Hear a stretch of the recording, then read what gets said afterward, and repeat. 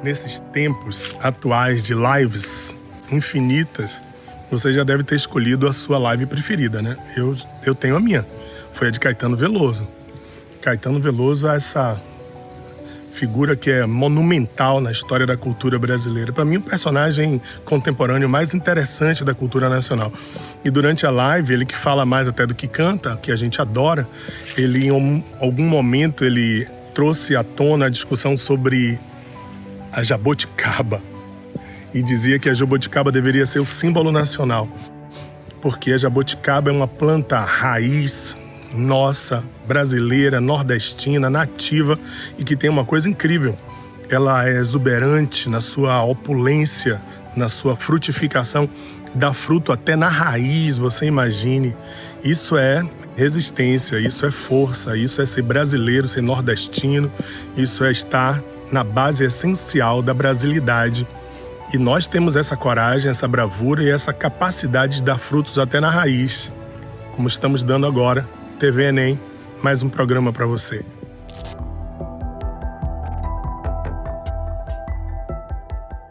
Fala galera, tudo bom? Professor Jarbas de Jesus com vocês mais uma vez. Tudo certo com esses estudos? Vamos nessa, viu? Estamos no caminho certo. Gente, estou trazendo aqui para vocês hoje uma ideia importante, algo que o Enem costuma explorar com uma certa frequência, que está muito presente no nosso dia a dia, nas máquinas, né? Nas engrenagens, né?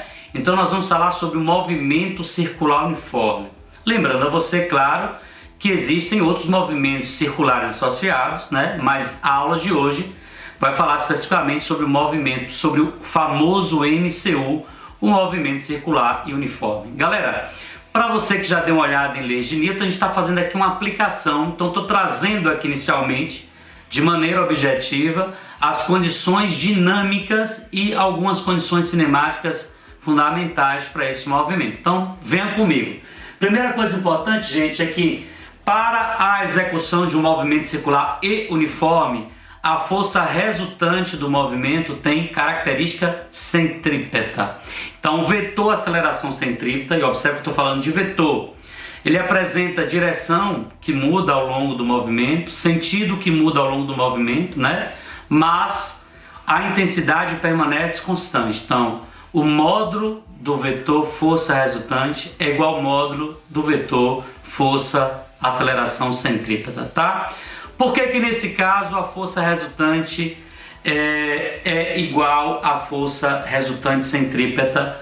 Pelo fato da presença de uma aceleração, que também recebe o nome de aceleração centrípeta, e como o próprio nome já está dizendo, uma característica importante desse vetor, além de ter, claro, sua direção variável, seu sentido variável, é que aponta sempre para o centro. Então esse vetor, aceleração centrípeta, seria o vetor responsável pela mudança de direção, né? Execução do movimento circular e uniforme.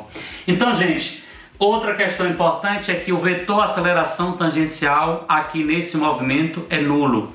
E o vetor aceleração tangencial seria o vetor responsável pelo aumento do módulo da velocidade tangencial ou velocidade escalar. Como ele é nulo, qual a tendência no movimento circular uniforme, como o próprio nome já sugere, é que a intensidade da velocidade tangencial vai permanecer constante. Então essas características são importantes aqui pra gente, tá? Então, velocidade linear ou velocidade tangencial nesse movimento vai permanecer constante e a velocidade angular vai também permanecer com módulo constante. Então, já estou lhe dizendo que no movimento circular uniforme é necessário que eu faça uma relação, uma análise cuidadosa entre as grandezas escalares e angulares. Eu tenho essas duas características, eu tenho esses dois tipos de grandezas quando o movimento circular e uniforme ele é executado. Então estou trazendo aqui para você, ó, uma análise matemática do cálculo da força resultante, que é a própria força centrípeta, tá? Posso calcular em função de grandeza escalar de velocidade, então ficaria mv² sobre o r, ou calcular o módulo dessa força resultante, que é o módulo da força resultante centrípeta, em função da velocidade angular do movimento. Nesse caso, seria a massa, velocidade angular ao quadrado, vezes o raio. Esse raio, medido em metros, é o raio que define justamente a trajetória circular que está sendo descrita por essa partícula. Então, trago aqui no tópico 2 a relação entre as grandezas angulares e escalares. Lembre sempre que quando o movimento circular ele é executado, eu tenho ao mesmo tempo grandezas escalares e angulares associadas. Então venha para cá.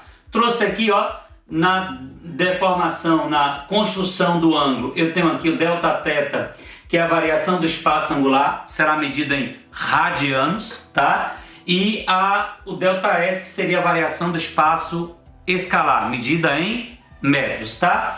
Então eu posso relacionar a variação do espaço escalar com a variação do espaço angular através do raio, e a partir daí eu posso calcular duas velocidades importantes desse sistema, que é a chamada velocidade escalar e a outra que é chamada de velocidade angular. A velocidade escalar, de maneira geral, dada pela variação do espaço escalar sobre o tempo, e aí aqui ao lado eu trouxe para o movimento circular, ou seja, trouxe para uma volta, né?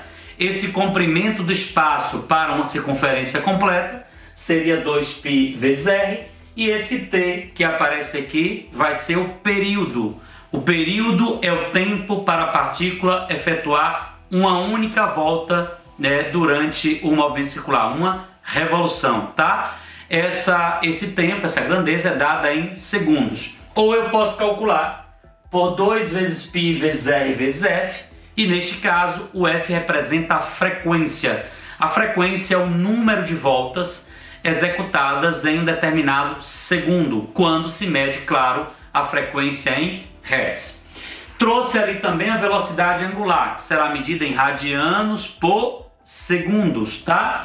A velocidade angular dada pela variação do espaço angular sobre o tempo, que seria a relação geral, e estou trazendo ao lado 2π vezes f ou 2π sobre t. Lembrando novamente que o f e o t são, respectivamente, a frequência do movimento e t é o período do movimento circular.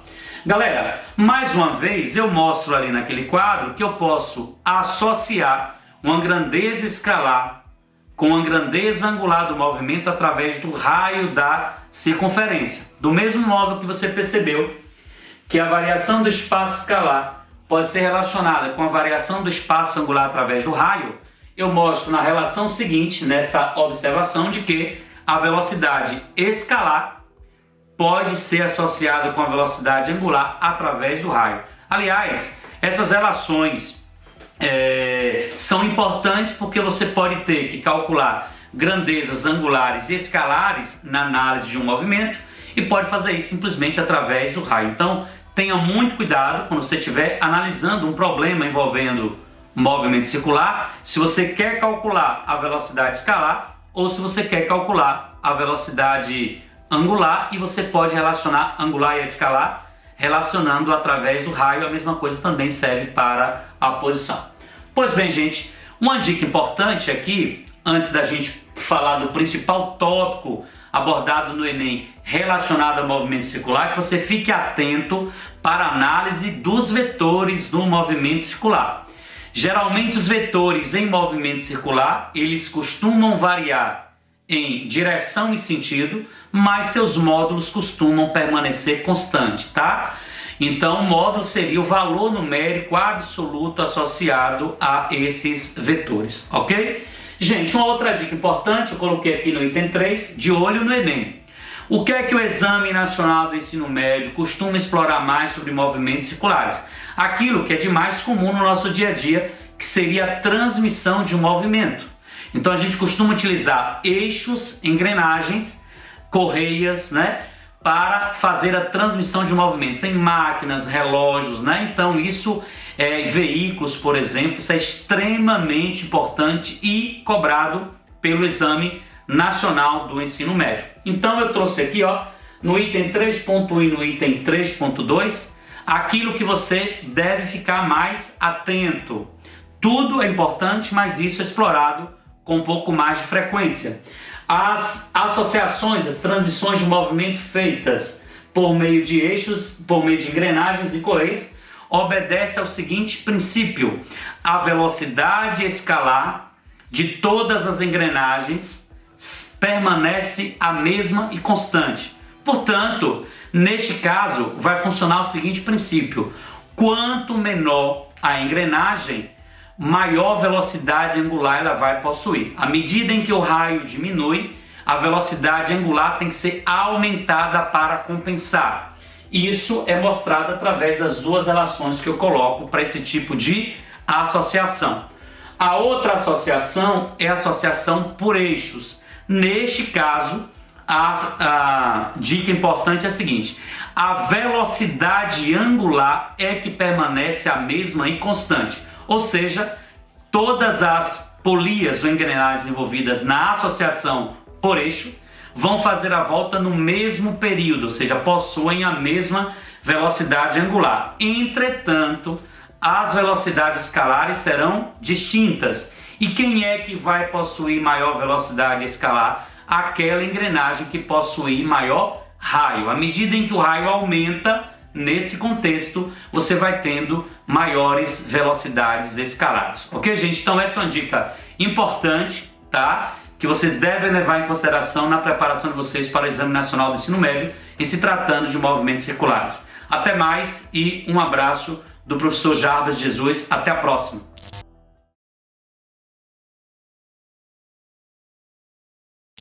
Fala galera, tudo bem com vocês?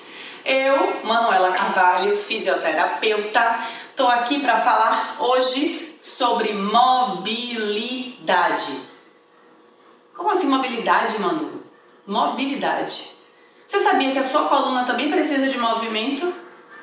Você acha o quê? Que você vai ficar tantas horas sentada assim, estudando, na postura, sua coluna não vai sofrer? Como é que a gente pode trabalhar também a dor de coluna, prevenir dores de coluna, melhorar a postura, trabalhando a mobilidade da coluna? Como é que a gente vai trabalhar isso? Vamos pensar que a nossa coluna é um monte de vértebra, uma em cima da outra. Só que existe uma articulaçãozinha entre um osso e o outro, tá? Senão a gente não giraria, a gente não chegaria para um lado nem para o outro, não chegaria para frente. Tudo isso quem faz é por conta da mobilidade da coluna e a gente vai trabalhar ela hoje. Lembra aquele exercício que, se dependesse de mim, eu trabalharia todos os dias? Ponte. A ponte, ela trabalha a mobilidade de coluna, principalmente mobilidade lombar. Aquele de subir o bumbum. E agora vocês já estão craques no movimento, dá pra gente trabalhar, ó, com o braço pra cima. Subir, inspirando, desce, encostando vértebra por vértebra por vértebra no chão. Subir o bumbum até o seu limite e a gente vai descer encostando vértebra por vértebra no chão. Beleza? Outro exercício pra gente ganhar mobilidade e ajudar a relaxar um pouco a coluna é o famoso gato. Sabe gato espreguiçando? Pois é, a gente vai fazer a mesma coisa. Pé, joelho no chão, 4 apoios, beleza? Braço aqui. Quando você inspirar, você vai murchar a barriga. Joga, ó, a barriga toda aqui pra dentro e a lombar pro alto. Então, olhando pra barriga, murchando o umbigo, ó. Inspirei, alonguei. E aí eu vou soltar o ar. Olhando pra frente. Mais uma. E ó. Beleza? Outro exercício legal para alongamento e acabar trabalhando um pouquinho da mobilidade também. Senta assim, ó. de ladinho, mão aqui, e esse braço aqui a gente vai, ó, bailarina. Vai sentir alongando toda a lateral e vai voltar. Solta o ar na hora do movimento. E vai voltar. E aí, gostaram das dicas de hoje? Vamos praticar?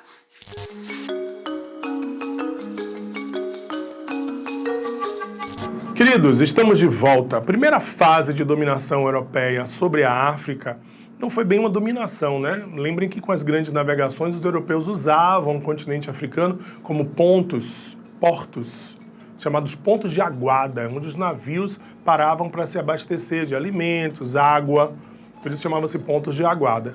Mas aí veio o colonialismo do século XVI, XVII, e a África, a primeira vez, foi vista como um grande ponto vulnerável para a obtenção de mão de obra escrava. Esse aí é o Museu da Escravatura, pessoal, em Angola. Foi lá que a gente, ao acaso, gravando o filme da gente, a gente ouviu esse depoimento incrível. Vou contar para vocês.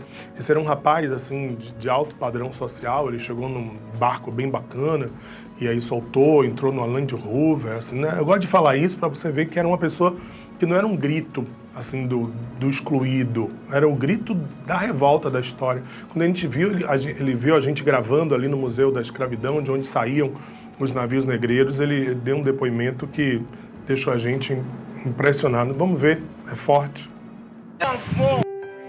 Saiu daqui, foi transportado daqui.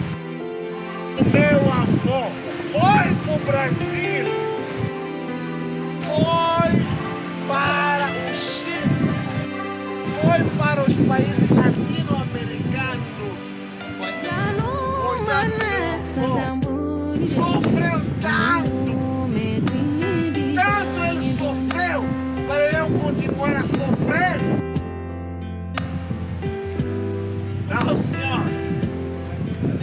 Alguma coisa tem que mudar. Não, senhor. Meu avô sofreu muito. Escravo. A partir daqui.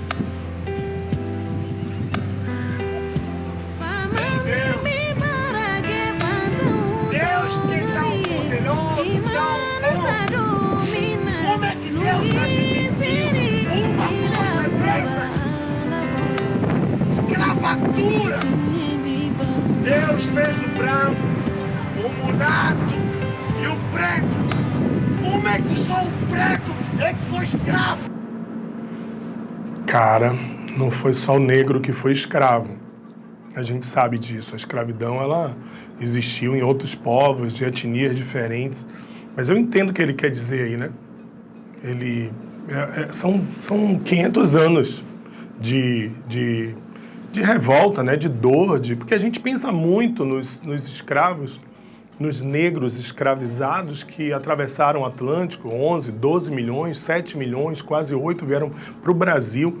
A gente pensa muito neles quando vieram para cá, né? E o sofrimento que tiveram aqui nas senzalas, nos engenhos, toda a dor, todo o sofrimento, as torturas. É um absurdo isso. Mas a gente não lembra dos 200 milhões que morreram na África, fruto da dor da exploração, né, dos seus pais, mães que foram retirados, da economia aldeã que foi destruída. Um genocídio que não tem igual na história, pessoal. Não existe nenhum crime na história igual a esse, nenhum. O crime do tráfico, do desenraizamento, da coisificação, né, e da escravidão e do extermínio. É uma monstruosidade. Mas aí vem o século XIX. E no século XIX vem a Revolução Industrial. E a Revolução Industrial, o desejo de encontrar outras regiões para explorar e expandir o capitalismo industrial. É assim que a segunda etapa da dominação é o fenômeno do imperialismo ou neocolonialismo nos séculos XIX e século XX. Mas, particularmente, né, ela cresce no século XIX com a partilha africana. Esses são os principais interesses europeus na África a partir da Revolução Industrial. Primeiro, interesse nas riquezas minerais africanas. A África é um continente velho ou novo do ponto de vista geológico? Responda aí para mim, vá. Muito bem, acertou. É velho. Velho ou muito velho? Muito velho, Rick. Eu ouvi aqui todos vocês, centenas, gritando em casa. Chegou aqui até nossos estúdios. Eu ouvi muito velho. Isso significa muito ou pouca riqueza mineral? Ah, Ricardo, claro, muita riqueza mineral. Isso foi bom ou ruim para a África? Péssimo, pessoal. Péssimo. Porque foi essa riqueza que despertou a ambição dos europeus. Toda vez que se descobre uma riqueza na África, a África sofre. Seja o ouro, o marfim, a mão de obra escravizada, os diamantes. Deixa eu mostrar para vocês. Conquistar e explorar mão de obra barata, que era explorada na própria África, e ocupar regiões de interesse estratégico e militar. Lembre que a gente está nas vésperas da Primeira Guerra Mundial, então obviamente existiu interesse em explorar também regiões que pudessem servir como zonas estratégicas. Vou passar para vocês um trecho, deixa eu ver se agora é assim. É um trecho de um filme chamado Diamante de Sangue. Cara, assista isso aqui. O filme é fantástico, tem Leonardo DiCaprio, tem um elenco fantástico, trilha sonora incrível, direção maravilhosa do Ridley Scott, se eu não me engano. E esse trecho mostra como o continente africano sofre por causa das suas riquezas. Vamos ver? And all this you learn in one day? Advanced in science. Oh, this is too much learning. Tomorrow you will stay home on the internet, yes? No, Papa. What? So now you want to go to school every day?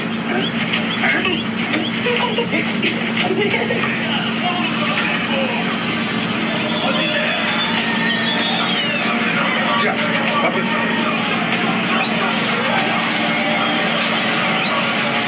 Yeah, Papi.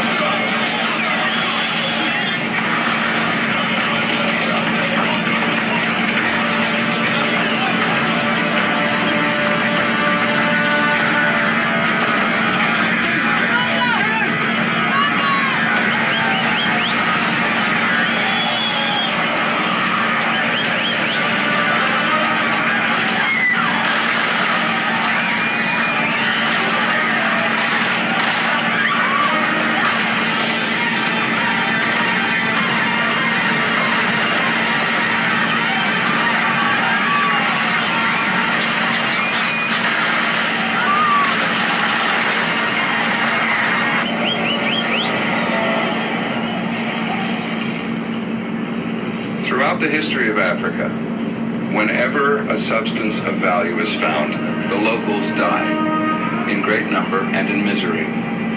Now, this was true of ivory, rubber, gold, and oil. It is now true of diamonds. According to a devastating report by Global Witness, these stones are being used to purchase arms and finance civil war. We must act to prohibit the direct or indirect import of all rough diamonds from conflict zones.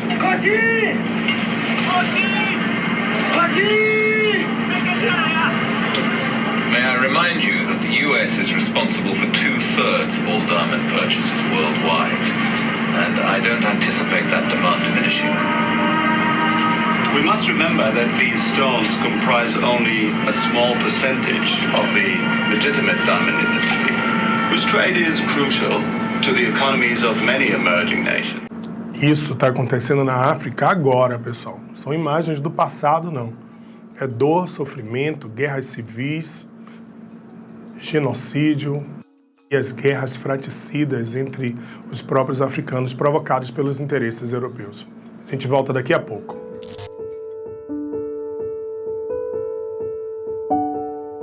Gente, meu nome é Fernanda Ruth, eu sou psicóloga e também colunista da TV Enem. Como é que vocês lidam se vocês estão vivenciando, passando por uma situação que vocês não têm controle? Eu diria que talvez fosse uma situação externa a você. Vou usar um exemplo que aconteceu comigo. Eu estava em uma aula, em um curso de mindfulness, de meditação, e no meio da minha prática, minha internet caiu. Internet, eu não tenho controle. Mas eu tenho controle com a forma que eu me sinto naquele momento e o que eu faço a partir do momento que eu percebo como eu estou sentindo. No momento, eu percebi que eu estava bem chateada, porque eu não queria que a internet caísse e eu não tinha controle daquilo.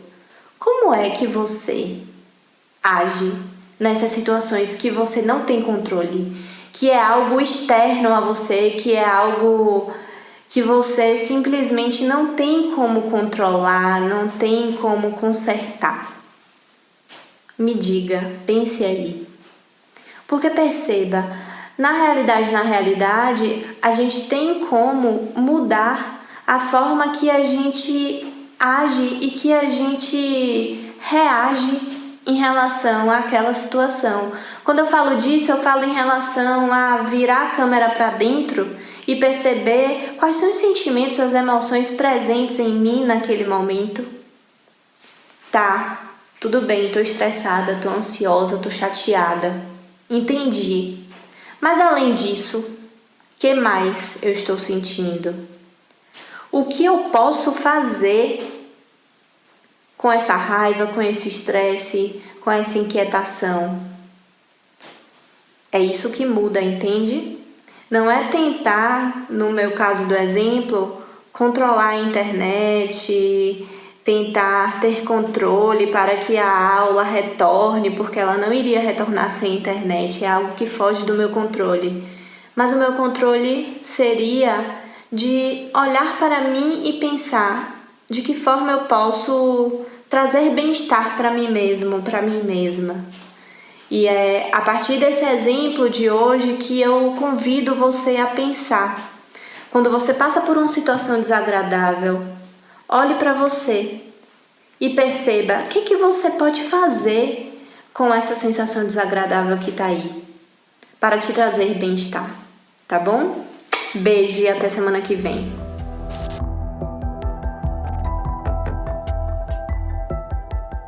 Olá galera, professor Denil da Bahia, professor de matemática, está aqui presente para mais uma grande aula especial sobre quadriláteros. Queria agradecer logo ao professor Ricardo Carvalho por esse projeto sensacional, a TV Alba. E é isso, galera. Muito obrigado por essa oportunidade. E vamos embora que o Enem está chegando e você vai broncar. Quadriláteros. Galera, quando nós falamos em quadriláteros, pensamos logo polígono convexo, certo? De 4 lados e 4 ângulos. Perfection. Bom, o paralelogramo em especial. O paralelogramo possui 2 pares de lados o que? Opostos. E é importante as propriedades desse paralelogramo. Quais são as propriedades? Vira com o dedinho aqui. Ângulos opostos congruentes. Olha, ângulos opostos congruentes, ó, D, B, A, C. Lados opostos congruentes, quer dizer, o lado AB, AD é igual ao lado BC, assim como o lado DC é igual ao lado AB. Então são congruentes, ok? Ângulos consecutivos suplementares, 180 graus, menino. Quer dizer, menino, que o ângulo A mais o ângulo B, 180 graus. O ângulo B mais o ângulo C, 180 graus. O ângulo C mais o ângulo D, 180 graus. E a propriedade 4, diagonais se dividem ao meio. Ó, você tem AC, uma diagonal, você tem DB, outra diagonal, que se interceptam no meio. Então eu posso dizer que esse segmento é igual a esse, assim como esse segmento é igual a esse. Que coisa linda! Daí nós vimos a questão também da área. Como é que eu calculo a área de um paralelogramo? Base vezes altura. Ora, aqui ó, eu chamo de base, ó, AB, Bzinho, e aqui ó, 90 graus, perpendicular é a minha altura. Então basta eu multiplicar a base vezes a altura, eu tenho a área do que? Do paralelogramo, ó, base vezes altura. Ok, friends? Se ligue agora no retângulo. O retângulo possui 4 ângulos congruentes. É um quadrilátero, possui 4 ângulos congruentes. E todas as propriedades do paralelogramo está dentro de um retângulo. Associado também a essa daqui. As diagonais são congruentes. Ó, DB congruentes, ó, DB dessa diagonal é congruente à diagonal AC. Ora, se são congruentes e se interceptam no meio, esse segmento é igual a esse, como esse é igual a esse. Ó, lados paralelos, congruentes. Então, friends, o retângulo é sucesso. E para calcular a área do retângulo, nada mais é do que a base vezes a altura. Daí, vamos entrar no losango, ou alguns alunos chamam de losango. Calma, gente, é losango. Eu associo muito losango à arraia, né? A arraia, ó, que coisa linda, ó. Ele é um quadrilátero que possui 4 lados congruentes. Olha, friends, o lado AD é igual a DC, que é igual a BC, que é igual a BA. 4 lados congruentes. E ele tem, ó, DB, uma diagonal. AC também diagonal. E essas diagonais são o quê? Congruentes. Por quê? Porque todas as propriedades do paralelogramo também estão contidas aonde? No losango. E ainda mais, além do mais, diagonais perpendiculares, formando ângulos de 90 graus. Lembrando que essas diagonais, vocês vão ver na área que é diagonal menor e diagonal maior, essas diagonais eu posso associar às bissetrizes, ok? Então eu tenho aqui a área do losango, nada mais é, ó, do losango é diagonal maior vezes diagonal menor sobre 2. Aqui, ó, frente, Dzão mais Dzinho sobre 2, para ficar mais chamecoso. Dnão vezes Dninho dividido por 2. Então você vai estar sempre com Dninho, Dnão na cabeça. Lembrando de losango. Dnão vezes Dninho dividido por 2. Lembrando, frente, que todas as propriedades do paralelogramo estão dentro também do losango. Quadrado. Frente, quadrado talvez seja o quadrilátero que a gente mais se emociona, né? Que a gente mais conhece, mais temos intimidade. E o quadrado possui 4 ângulos e 4 lados, o que? Congruentes. Ó, todas as propriedades do paralelogramo, todas as propriedades do retângulo, do losango, todas elas estão dentro da onde? Do quadrado. Ó, possui todas as propriedades, ó, que coisa linda, ó, os lados paralelos opostos são iguais, ó, as diagonais são o que? Congruentes. Então aqui se interceptam no meio, esse segmento é igual a esse segmento é igual a esse. Então o quadrado é sucesso absoluto. E para calcular a área do quadrado, nada mais do que lado vezes lado, ó, L vezes L. Por isso que nós dissemos, todo quadrado é retângulo. Verdade, friends? Mas todo retângulo é quadrado? Não. Todo quadrado é losango. Todo losango é quadrado? Não. Todo quadrado é um paralelogramo. Verdade? Mas todo paralelogramo é um quadrado? Claro que não. Então, isso aí, viu, galera? Se ligue nisso aí. Daí nós vamos falar desse camarada aqui, ó, trapézio. Trapézio também é um quadrilátero, certo? 4 ângulos e 4 lados. E o trapézio, ele possui apenas um par de lados paralelos, que é o que nós chamamos de base. Vocês vão ver que é base, ó, menor e a base maior. E esses trapézios se subdividem em 3. Trapézio retângulo, trapézio isósceles, trapézio escaleno. O trapézio retângulo, ele é interessante você ver logo os ângulos retos, 2 ângulos retos.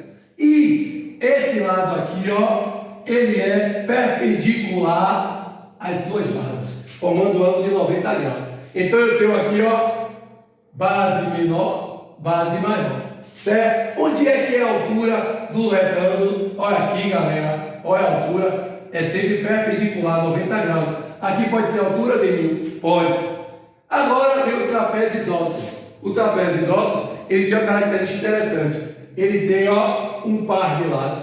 Só que esses lados, eles não são paralelos, mas são congruentes. Por isso que eu coloquei, ó, esse lado é igual a esse. Não são paralelos, gente. Paralelos são as bases, mas não são congruentes. Ó, preste atenção. São paralelos, não são paralelos, mas são congruentes, são iguais. Se aqui mede 10, aqui também mede 10. E a altura perpendicular, para você não pensar que a altura é essa, ó, altura e altura. E esse aqui, friends, é o trapézio escaleno. Esse é o barreado. É aquele trapézio todo torto, todo acabado. 4 lados totalmente diferentes. Certo, friends? E o que você tem que se ligar é na altura. A altura, para você não pensar que é essa ou que é essa. É sempre, ó, perpendicular, 90 graus. Então aqui você tem, ó, a base maior, a base menor e aqui você tem a altura. Daí vem a área. Base maior mais vezes, ó, base maior mais base menor vezes a altura dividido por 2. Então a área do trapézio é base maior mais base menor, entre parênteses, vezes a altura dividido por 2. Friends, se ligue nisso aí, que vai estar no seu Enem e você vai trocar na questão lá. Eu tenho certeza absoluta. Um beijo no coração, friends. Até a próxima. Fui!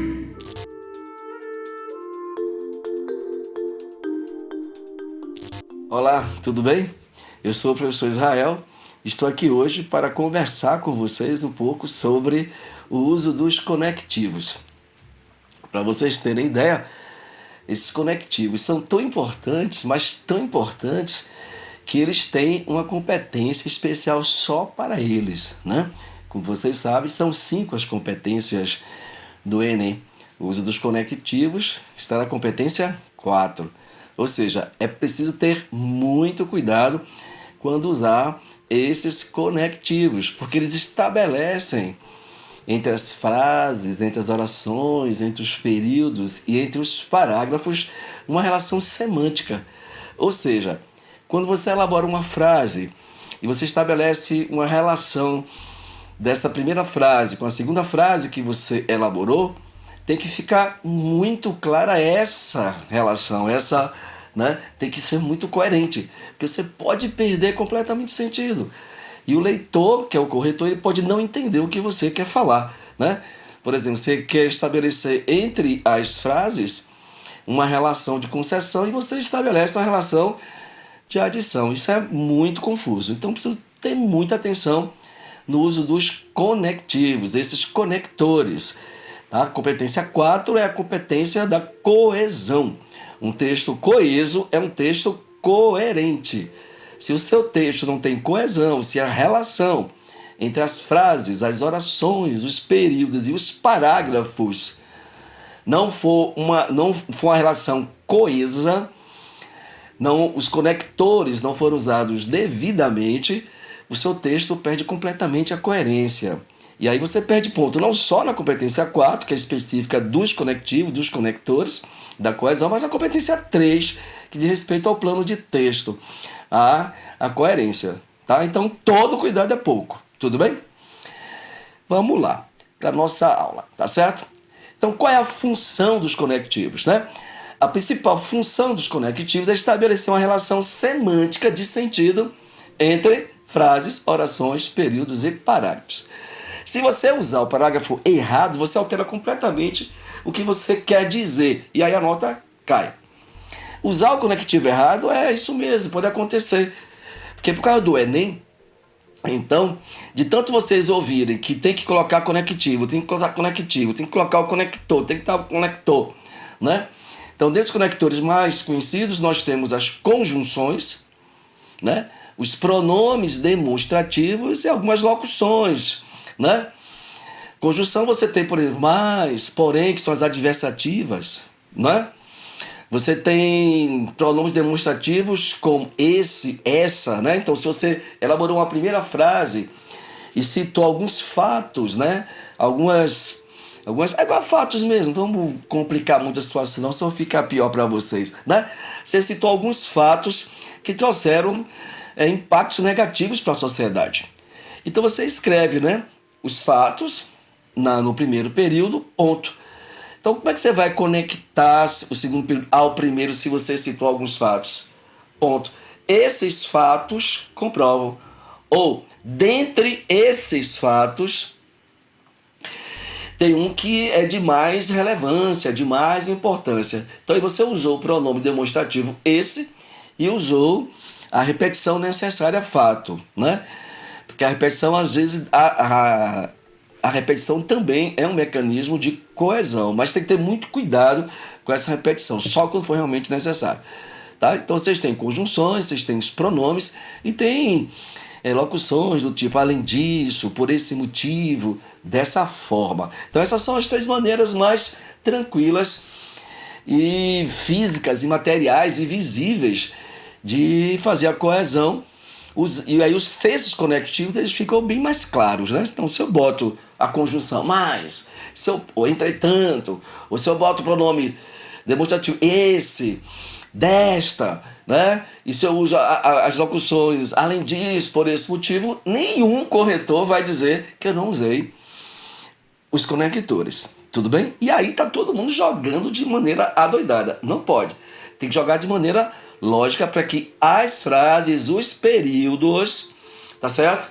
E também os parágrafos, essa mudança do primeiro parágrafo, que é a introdução, para o segundo parágrafo, que é o D1, e depois para o D2, depois para a conclusão, também deve ter conectivos, tá certo? Os conectores têm que estar lá também, tá certo? Mas vamos lá. Se você quer, por exemplo, vamos exemplificar, que aí fica bem mais claro. Na construção do seu parágrafo, estabelecer entre os 2 períodos uma relação de adição, tá certo?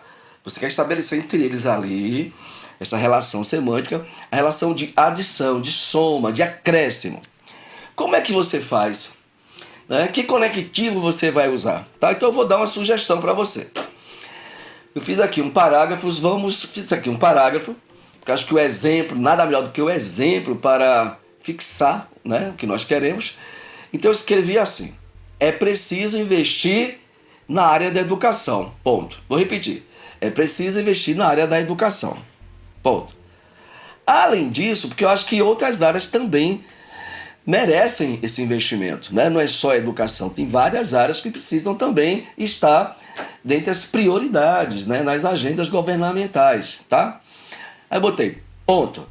Além disso, o governo federal deveria colocar entre as prioridades da agenda governamental a construção de hospitais públicos em algumas cidades. Vou repetir. Eu elaborei um fragmento com 2 períodos e eu quis estabelecer entre eles uma relação de adição. Como foi que eu escrevi? É preciso investir na área da educação. Ponto. Além disso, o governo federal deveria colocar entre as prioridades da agenda governamental a construção de hospitais em algumas cidades. Tudo bem? Uma outra construção de adição que eu gosto muito e uso muito é essa daqui. A pandemia do coronavírus não só afetou a área da saúde, mas também a área econômica. Esse não só e o mas também eu acho genial. Genial, eu acho... é uma construção bem elaborada, é ponto para você, né? E eu estabeleci aí a relação de adição. Vamos ver de novo? A pandemia do coronavírus não só afetou a área da saúde, mas também a área econômica. E já pensou se eu coloco conectivo errado, né? E aí não vai dar essa ideia de adição, beleza? Vamos ver agora alguns exemplos de conectivos, tá bom? Então aí, lápis, caneta na mão, caderno para anotar as coisas. Então tem os conectivos de oposição. É o mais, entretanto, né? Eu estudei tanto, estudei muito, mas a minha nota não foi boa. Essa ideia de adversidade. De comparação, da mesma maneira, da mesma forma. De adição, além disso, ademais. De enumeração, em primeiro lugar, ou primeiramente, em seguida. De causa e consequência, por essa razão, por esse motivo, assim. De ênfase, de fato, é evidente, é importante esse de ênfase. Deixa o seu ponto de vista mais claro, mais fundamentado, mais visível. De conclusão, portanto, logo, de tempo, desde que eu era menino, que os problemas já existiam no país. No momento em que nós prestamos atenção ao que acontece no país, fica mais fácil estabelecer as prioridades. De concessão, embora, apesar... Tem uma música do Chico, né, que é muito conhecida, que é apesar de você amanhã de ser outro dia. Beleza? Dicas finais. Não repita conectivos, tá certo? Então, por isso que é bom você ter mais de um conectivo. né? Então adição, concessão, conclusão, não fica apenas como um conectivo, tá certo? É memorizar 2, 3, 4, porque o Enem não gosta que vocês repitam, tá certo? Então se você usou além disso, usa depois ademais na ideia de adição. Para começar seu primeiro parágrafo, que muitos me perguntam isso, de desenvolvimento, você pode usar o conectivo em primeiro lugar, a priori ou primeiramente, tá certo? Mas não use no segundo desenvolvimento, quem usar primeiramente, não use no D2 segundamente. Não existe esse conectivo, tá bom? Os conectivos são tão importantes, gente, mas tão importantes que tem uma competência só para ele. E nós vamos fechar essa competência, tá certo? Até a próxima. Tchau.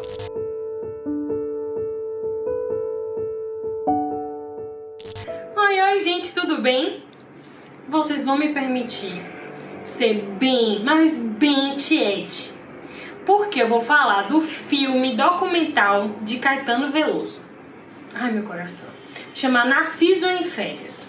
Tudo começou com a ideia de fazer uma entrevista com Caetano, falando sobre sua experiência, desde quando ele foi detido até ser preso e tudo que aconteceu dentro da prisão durante o período da ditadura. Só que os relatos dele, naquele exato momento, sentadinho numa cadeira com um fundo neutro, foram tão incríveis que ele se transformou em todo o documentário. Ele conta como foi estranho ser detido em São Paulo, na casa dele de São Paulo, e ir para o Rio de Janeiro sem nenhuma explicação. Foi um percurso em que ele não sabia exatamente para onde ele estava indo, ele foi em processo de dedução. Dentro do cárcere, ele já foi diretamente para uma solitária. E ele conta sobre alucinações, sobre ouvir músicas que marcaram muito. Então ele ouvia uma música no momento em que ele estava muito triste, né, compadecido com toda aquela situação, e ele ficou muito marcado. Ou ele ouvia uma música e no futuro, sempre que ele ouve essa música, ele lembra de momentos bons.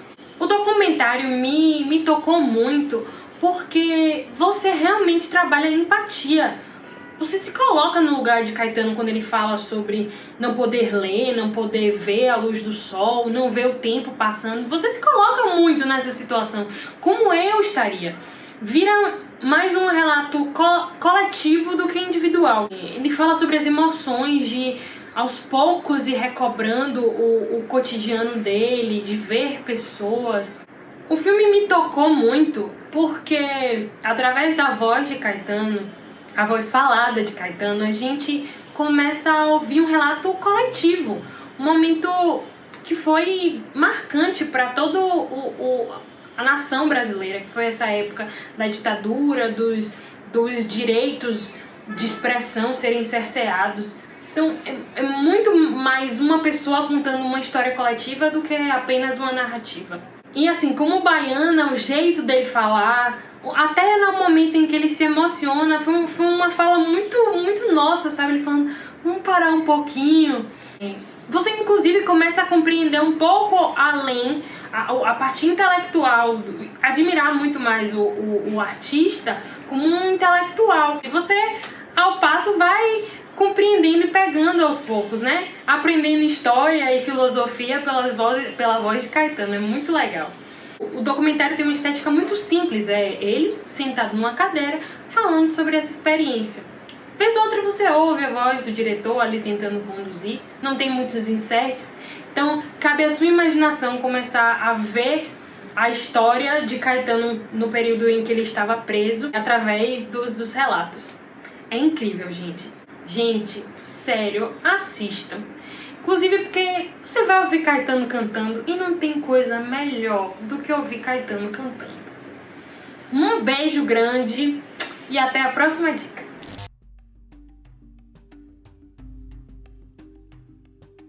Olá, futuro aprovado! Estamos aqui em um novo bloco e hoje iremos aprender sobre semelhanças atômicas. Olha, vamos fazer uma breve revisão, porque isso aqui é essencial para entendermos o fenômeno de semelhança atômica. Olha, quando você pega um elemento químico qualquer na tabela periódica, por exemplo, eu peguei A, um elemento químico qualquer, escolhi o elemento A. Vejamos. A, ele apresenta um menor número e um maior número. Ele vai ser representado por dois números, certo? Algumas tabelas, o menor número vem embaixo, em outras, o menor número vem em cima. Não tem uma regra. Isso depende do design da tabela periódica. Mas o menor número é representado pela letra Z, que significa o número atômico do elemento químico. E o maior número é representado pela letra A, que representa o número de massas. E lembrando que A é a soma, ou seja, a massa é a soma de Z, que é o número atômico, que é o número de prótons, mais N, que é o número de nêutrons. Então, turma, o que vai acontecer é que algumas espécies apresentam semelhanças entre o número de partículas, entre esses valores aqui que foram projetados para vocês.